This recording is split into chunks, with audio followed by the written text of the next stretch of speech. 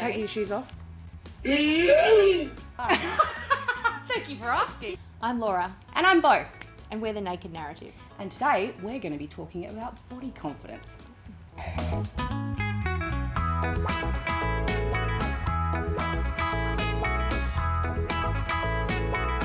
What is... Body confidence. Take it away. Oh, well, I'm so glad you asked. Oh, look, body confidence is something that I feel is very fluid and very fluid throughout our life and our experiences. And certainly for me, I can sort of pinpoint through my years of navigating body confidence and what it means to be confident in my body or confident embodied. Those are also very different. And Okay, where's that? Say that again. so body confidence versus embodied confidence. Explain. Embodied, does that mean like displaying your body confidence? That's like... Or embodying? I think that's taking what we just discussed, BTS. On the scenes. So it's not just about faking it till you make it, but it's being embodied in your body, safely embodied. Safely embodied with confidence. Yeah, so even if you're not doing great and you're not feeling it. So somebody can look like they have body confidence, but they're full of shit, right? That's me. It's 100% me. I have all the confidence. People always say to me, "You're so confident." I'm like, no, it's bravado. But I'm also confident in just being a mess. Like, I'm okay in just being not okay. So is that body confidence or is that just confidence? I think it's just acceptance. Acceptance. Yeah, you just got to accept where you're at. Which I think, particularly for body confidence with, like, pregnancy and stuff, like, you got to kind of just, like... surrender. You got to surrender. Yeah. Like, I hated it because I hated, like, my body not being mine anymore. Really, really hated it. What was yours? Mine varied. So I've had 3 pregnancies, 3 births. The first I loved. It was like young and super cute, and I had this little tiny little boy bump. Aww. And it was all like, first grandchild for everybody, so it was great. Second one, I just ballooned into an absolute fucking whale, and I also had some sort of, I guess it was like an allergic reaction, and this is with my daughter, so different hormones running through my body as well, and I had hives from my neck to my knees for about 3 months, like uncontrollably itchy. And interestingly, she came into the world super sensitive. Like, she couldn't have like certain foods. She was on like purely organic. She couldn't do gluten. She couldn't do dairy. Like, she was allergic to the world. Yeah. It was fascinating. Yep. And it didn't surprise me one little bit that she was going to be sensitive, because I'm literally just hypersensitive to everything. Everything.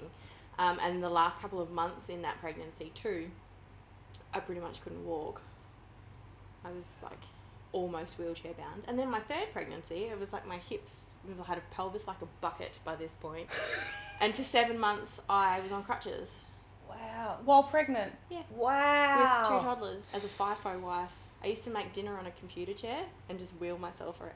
Oh yeah. Oh wow. And then I think about that now. Like, this is going back 12 years almost. Like, I got nothing to worry about. Do you know what I mean? Like, I got through that mess, and my body's I'm a fucking superhero. Who cares if I can, fit 13 marshmallows under my tits? 13? Yeah. Have you tested this? Yes. Oh.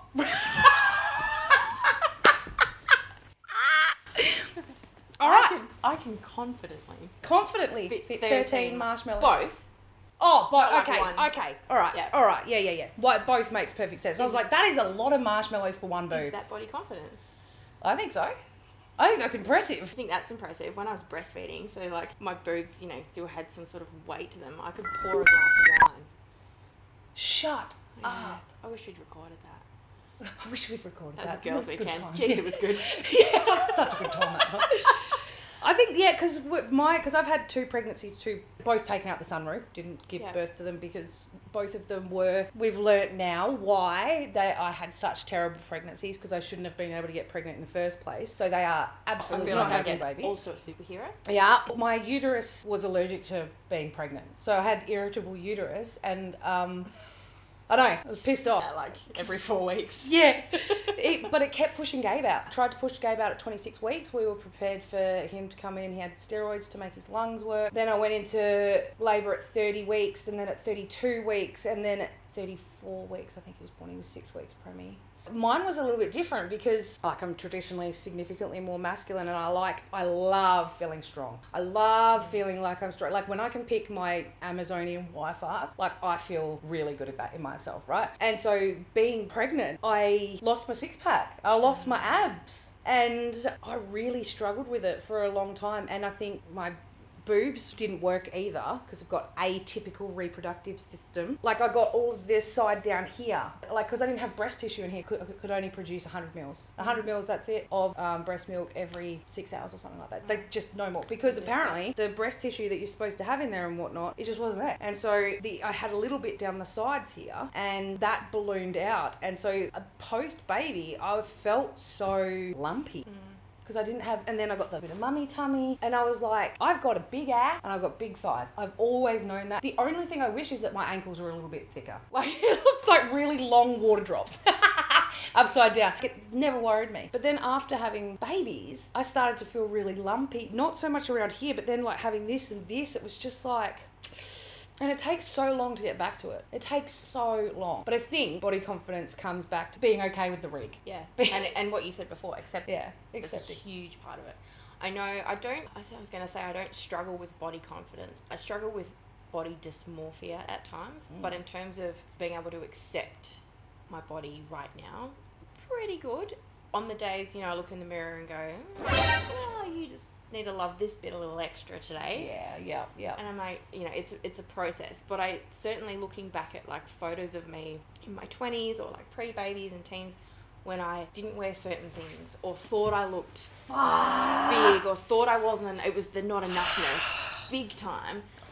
And so I'm so mad at past me. Oh, I just have so much compassion for this poor girl.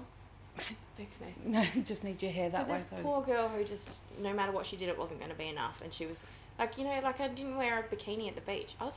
I look at my body then, I was hot as fuck. Like, what were you thinking? I look back to photos that I had when I was in my 20s as well, and I was like, different, right? I have a photo and everybody commented on it, said, look, it's Justin Bieber, right? Like I was that type of cute. Yeah. And I'm just like, I could have capitalized on that so much, like missed opportunity. Like I just wish I'd thought I was cuter than I was. Yeah. That's what I wish. And I think, maybe it's that initiation into like motherhood and carrying children. Maybe it's just growing up and having a different perspective in that sort of, dare I say it, almost middle-aged.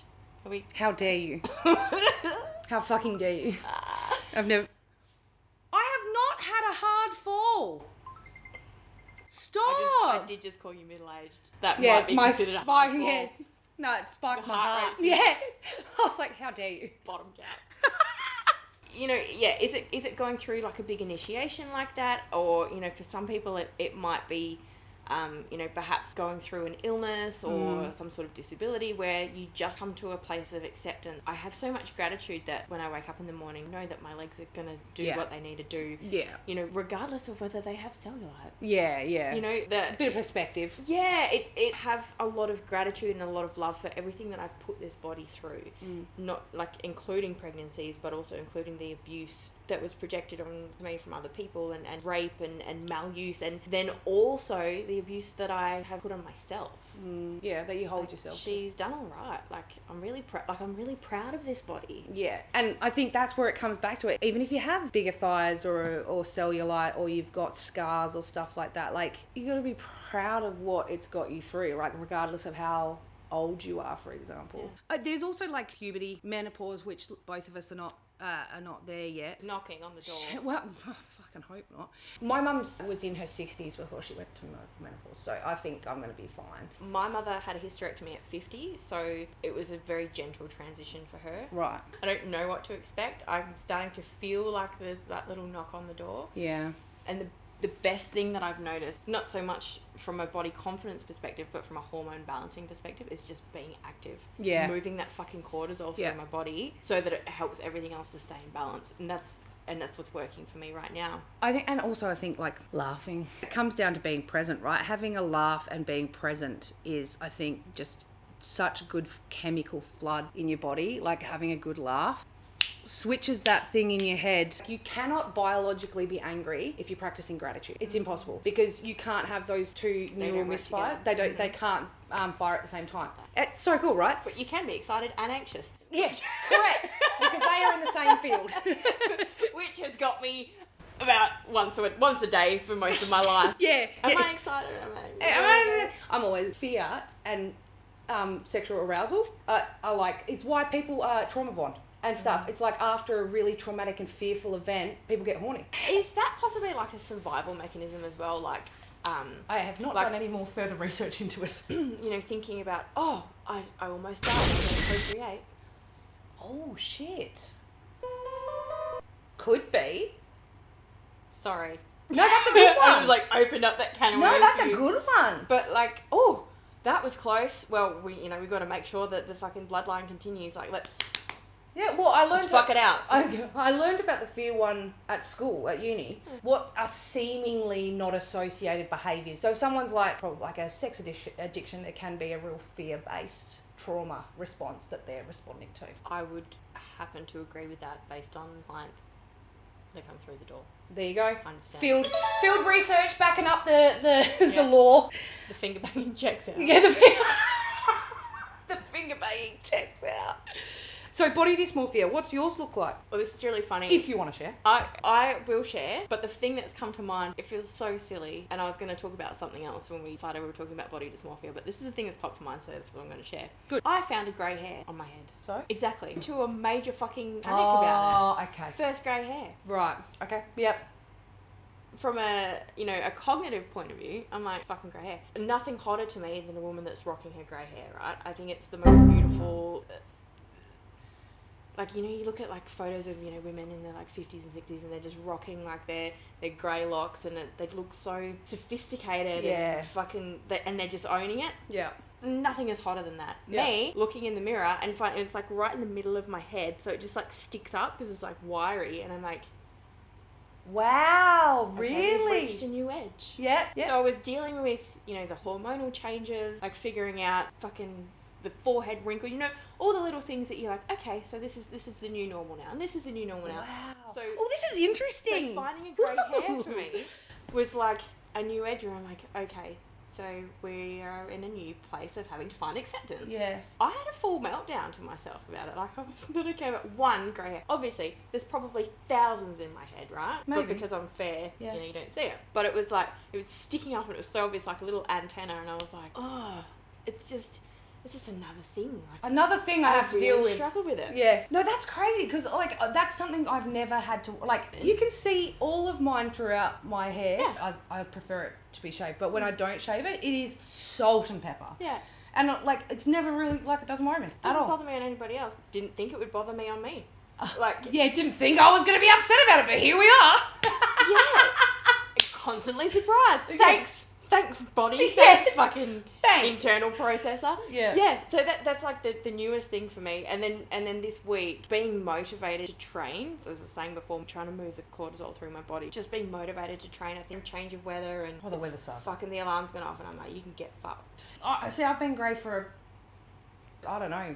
I think I had greys before I was in my 30s. Not early 20s, but also I had babies though. I think it was just before I had Lara, so about 30, and I started being grey. It's just never really worried me. And it's interesting that you struggle with it. And it feels so stupid compared to everything that my body does. The way that I try to live and practice what I preach and be healthy, and I'm not fucking perfect. Sometimes I want to eat the fucking bag of chips, and I eat the bag of chips, whatever. I'm not perfect. I'm not pretending I'm not pretending that I'm this full clean eater or anything. I love my fucking morning coffee. I'm very transparent about it, and so it caught me out. Why do you care so much about a grey hair? What? I actually still haven't found what it is, what the core thing is, and I don't even know if it's actually mine. I'm like, did I see my mum? I was just about to say, what's your mum? What's your mum reaction? So my mum's 60. She still dyes her hair. She's got very similar coloured hair to me. But when the roots grow through, I don't ever see her in turmoil or panic about it, and I don't have memory as a child of her freaking out over grey hair. I honestly don't know where it's come from. I would like your mum. I'd have to ask 17 follow-up questions. Is there an element of you're going, well, now I'm in kind of the same stages of my life? My mum, what? Yeah, okay, cool. bit gross. Yeah. Okay, cool. Yep. Nice. There we go. I need something to hold. I've got you. Hold me. Because it feels like it's scary, right? When I think about any adopted thought patterns or unhealthy thought patterns, I think about my mum and my body. It's constantly dieting and thinking that I have a massive ass. Number one. Like, no, you don't. I grew up thinking that having a big bum was a really bad It's all the rage thing. now. And now I'm literally lifting weights trying to grow glutes. Thanks, Kim Kardashian. You did something right. Actually, like, that's what when I think about, inherited body dysmorphia, that's where my mind goes, not fucking grey hair. Probably one of my biggest ones growing up was my legs, because I'm short in stature and I had like these little legs that were good for like climbing mountains and kicking indoors. And it took me a really long time to be like, yeah, you're not going to have little skinny legs, which was attached to the, oh, well, you must have like this big fat ass. And like, it's just, there's a middle ground. Stories that we tell. So I got a tattoo on my calf to just say fuck you. Nice. That was about a decade ago, on my friend's kitchen table. She's like, let's just put a big fucking tat on there. Okay. YOLO. She's like, this is the most beautiful calf I've ever fucking seen. Let's decorate it. So there's nothing quite like body acceptance than like drawing attention to the parts of your body. Yeah. And going, yeah, what? What about it? Is that a symbol? Like, does that symbol mean anything? It is a Scottish fairy. Aww. Yeah. If you walk the labyrinth, then you Oh, that... It only goes to your calf, so I'm concerned. But an arrow. An arrow. Yeah. This way. Get little lights. This way for immortality. This to the fountain of youth. Little lights, just like a butt plug with a light on it. Follow the light. No, you should get butt plugs that like RBG lights. Like just change and cycle. All those ones that spin and make the pictures in the spin. Pray tell about your body. My body. Ugh. Didn't think you were going to get out of that one, did you? Damn it. Yeah, I did actually. Not today, motherfucker. Cool, we can move on. It's a hard one because having to pay attention to the negative influences that I have on my body. Do you want to share more about that? Sure. Fine. So you hold your water bottle there and keep talking. It's my emotional support water bottle, okay? Twas the tism, my lord. I quit vaping. It made me realise my disordered eating of starve and binge. It's not been a shock because I knew it. I knew I had a problem. We actually can't run away from it anymore. And it's like, how long do you actually want to run away from it anyway? And what is possible if you actually fuel your body properly? I think the only reason it was able to happen is when we were talking last time and we were talking about body dysmorphia and we were talking about how I really got comfortable with my body when I started binding. The only part of my body that I don't have any connection to is my boobs. Like, I just never have. And then when we were talking about it and I had that realization that when I was self-harming as a kid, I only self-harmed on my boobs. Like most people would do it on their arms or their thighs or whatever, but I did it on my boobs. And then growing up, realizing that I've got no emotional connection to them. I don't care if they're there or not. My vulva, do not touch. Like she is perfect, right? She's perfect. Leave her alone, but you can take the top. So many people,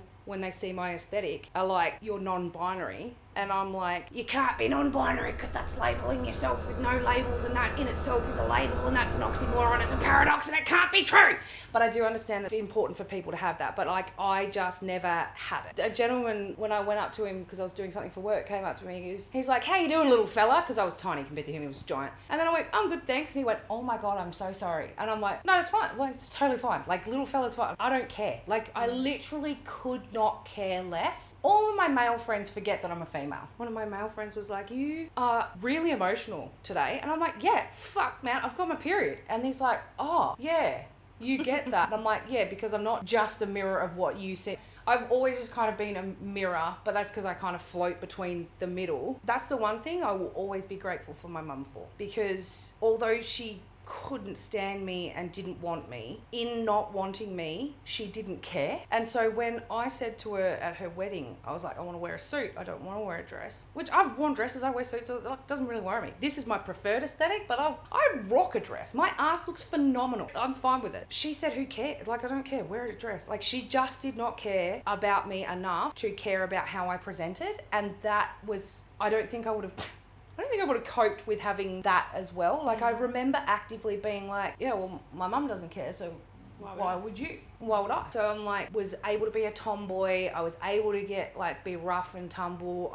My dad, on the other hand, hated it because he left when I was 6, but my brother and sister moved in with him, so I didn't really see anything of him. They were in Denmark, whereas we were at Albany. Saw him maybe 3 times in my life between 6 and 17. The couple of times that I did, he hated the way I dressed. He hated that I wanted to cut my hair. So he like gave me a lot of shit about that, and I'm like, you've not been in my life, sir, so I don't give a fuck about what you think. Take your opinions, shove them up your hole. Have them up your ass. Second, I was like, well, my mum doesn't care, so why should you or I? So I think like that really fundamentally changed the way that I perceived my body growing up. Don't remember going through puberty enough because of my food insecurity, being malnourished, because I grew up with 2 hands holding the poverty line. Being malnourished, I never really was big, but I did get big a couple of times, like held more weight when I was about 16, 17. That's the only thing I really think about is like I was just so terrified to be bigger, but I think it's because I was so terrified to be unhealthy, and I like being strong. If I'm bigger, my muscles aren't being looked after enough, and I like being strong. I'm not tall, I'm not a big unit, I like being deceptively strong. When I stopped trying to be best friends with Jesus, that's when my body dysmorphia helped as well, like got a little bit better as well. Yeah, when I just like, I don't think Jesus is ever gonna love me because I can't stop looking at women. I've not once been sexually attracted to a bloke. Like, not once. I can look at them, like, Carl, I'm like, that's as far as I go. Like, I can look at that and I can objectively go, that is delicious. But also, all men are Ken doll, as far as I'm concerned. Yeah. I love to look at it. The masculine physique, I think, is stunning. Love everything about it. Wish I could replicate it, just biologically, right? Like, it'd take a lot more work and I just don't have the effort. Like, I don't have it in me. I'm just going to wake up one day and fully ripped. Yeah. Lift a car. That'd be great. But I understand that like biologically it's going to take a lot more work for me to do it as a girl, and I just don't don't care enough. Getting close is good enough. I can look at someone and I can say they're a good looking bloke, but I've never ever wanted to have sex with a man. Ever. I tried a couple of times. I started like trying to hook up with I tried a couple of times.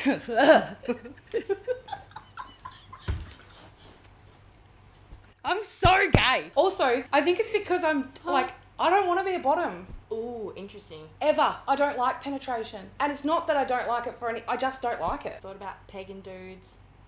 No. No, don't make me. Just throwing it out there because it's kind of fun. Yeah, I believe you. I've heard from a friend. I've heard that maybe... I've heard that sometimes switching the roles... Oh, no, pegging's great for men. Yeah. More men should peg. Like, get pegged. 100%. And there's nothing more vulnerable. You get a better orgasm. It is becoming more normalised in the generation underneath us, though. It is. I like to think that's somewhat thanks to me and milking as many men as I possibly can in this lifetime. Oh. You've done your bit for the globe, for the generation. All yonis aside. Yeah. You're like, I have milked a man or 2 in my time. Prostate's also worthy. I have a real problem if there is a God that would make me both like this, also with atypical reproductive organs, make me like this, then also make me hyper gay on top of that, and then be like... But you can only fuck men. But you can only fuck men and you have to abstain from everything to follow me into the light. Cool, really... I've got one life. I've got one life, mate. One. And you want me to spend it sexually frustrated the whole fucking time on my knees praying to you? I reckon we need to have another conversation. And how many people are stuck in that fucking paradigm? So many. I went through a stage where I questioned whether or not I was like, I'm 60-40 depending on the day. Mm-hmm. Depends on who walks into the room, right? Swap, yeah. And I was quite comfortable with that for a little while. And then I found a man that doesn't abuse me. And I was like, oh... that's what it's supposed to be like. And I also found my purpose and working with women and yonis and helping people to reach their capacity for pleasure and being safe and comfortable in their bodies. And I was like, it was very non-sexual and so deep that it goes down beyond sexuality, like the truth of who we are and the essence that we vibrate at. And I was like, maybe that was it all along, finding purpose and also not being abused. Which comes back to also me finding my own worth and my own enoughness and being like, standing strong and centered in who I am as a person. Yeah. And everything else kind of aligned. But I am still like... Tiny bit gay. Everybody's a tiny bit gay. Yeah. Men included. Because I think there needs to be a shift with men, particularly, and this does come back to like the confidence that exudes through all of it, right? Like They tried it and it wasn't for them. I tried being straight. How do you wasn't know? for me. Yeah, it's like, how do you know unless you know? Yeah. But also, because you suck one dick doesn't make you gay. And also, even if it did, who gives a fuck? Yeah, correct. Who cares? Like when you go, like when you zoom out even more, it's like, well, so fucking what? Yeah, who cares? Oh, fuck, it just shits me so much. It doesn't fucking matter. So, yeah, body confidence. I guess it all comes down to that. Something's going to work for every person, but not the same thing's going to work for every person. Yeah. And giving yourself permission to play with the things that work for you. Yeah. Do you start with the mind? Do you start with the body? Do you mix it up a little bit? And giving yourself the space and grace to get it wrong. Yep, to get it wrong and to keep trying. Yeah, and because there is no right or wrong. It's what works for you, and there's no way of knowing what's right until you actually give it a go. Yeah. And then it falls into place.